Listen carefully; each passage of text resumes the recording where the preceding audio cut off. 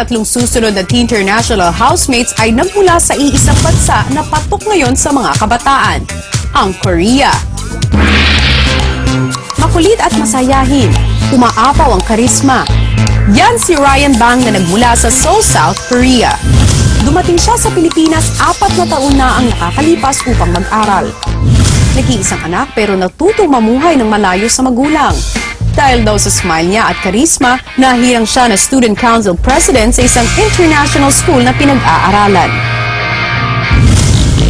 Isang certified sports enthusiast, soccer team captain at mahilig din sa swimming at running. Ang simpatikong leader ng Korea, Ryan. Mula naman sa isang may kayang pamilya ng Kimcheon City ang next Korean housemate na si Jack.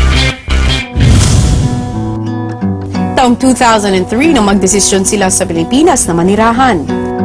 Hirap siyang nakisalimuha sa bagong lugar na tinungtungan dahil walang kaalam-alam sa bagong wikang kailangan pang pag-aralan. Naging tampulan siya ng mga panunukso sa paaralan. Subalit dito naging hadlang para siya'y masanay sa kanyang bagong tahanan. Inaral ang wikang Ingles at Filipino. Itinuon ang oras at ang pag-iisip sa kanilang negosyo. Kasalukuyan siyang namamahala sa resort na ipinatayo ng kanyang ama sa Lipa, Batangas. Mga kotse ang pinahihiligan niya at pag-golf naman ang pastime niya. Siya ang resort prince ng Korea, Jack. Lumaki naman sa Pilipinas ang pure Korean na si Richard. Galing siya sa isang relihiyoso at malapit na pamilya. Sa mga kaibigan ay hindi rin matatawaran ang kanyang magandang pakikisama. Pero kapag diskriminasyon na ng kanyang lahi ang napag-uusapan, siya ay madalas na napapalaban. Consistent honor student at class officer sa school ang achiever na ito.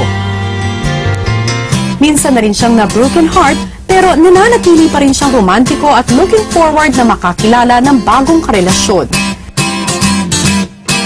Siya ang romantic achiever ng Korea, Richard.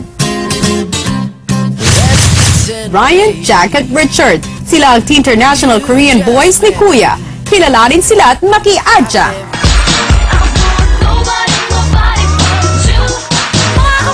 Let's meet the Teen International housemates, ang simpatikong leader ng Korea, Ryan!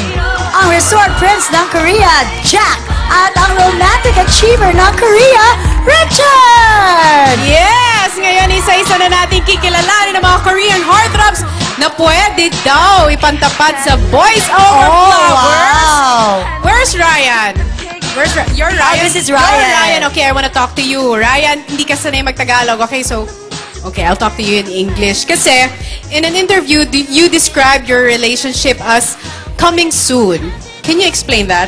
Oh, akala ko coming soon, pero mali. Oh. Kasi mali. Oh, ano yung tama? Kung yun ang mali. Kasi mali. So, okay. Ulitin natin. I get what you mean. Mali yung relationship mo dati. So, ang status ng relationship mo ngayon, coming soon because you're looking forward to the new relationship? Is that what you're saying? No, Tama, mali? O mali? Kasi mali. Still, mali.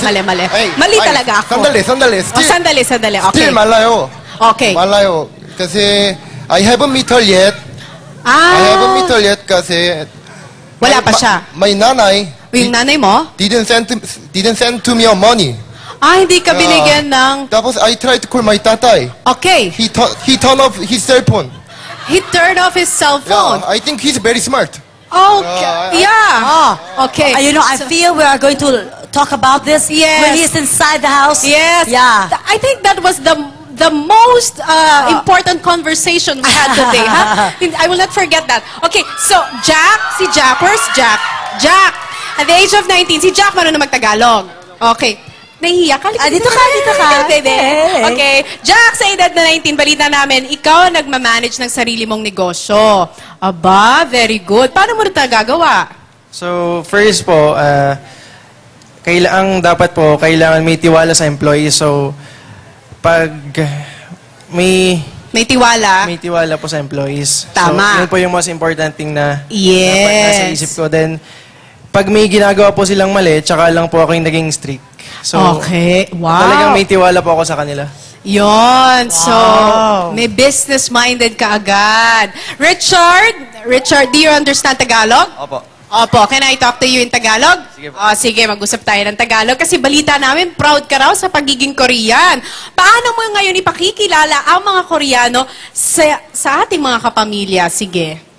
Gusto ko ipakilala, mga Koreano, ay una, mabait. Pangalawa, simple lang. Pangatlo, masaya kasama. Ayun. Tingnan natin kung matutuwa silang makasama kayong tatlo. Mariel? Yes, let's go, boys! Sana tulad naman ni Junpyo, maging kasing bongga rin kayo. Maging magwagi rin kayo sa loob ng bahay ni Kuya. Let's go, boys! The Korean boys! Taray! Bye!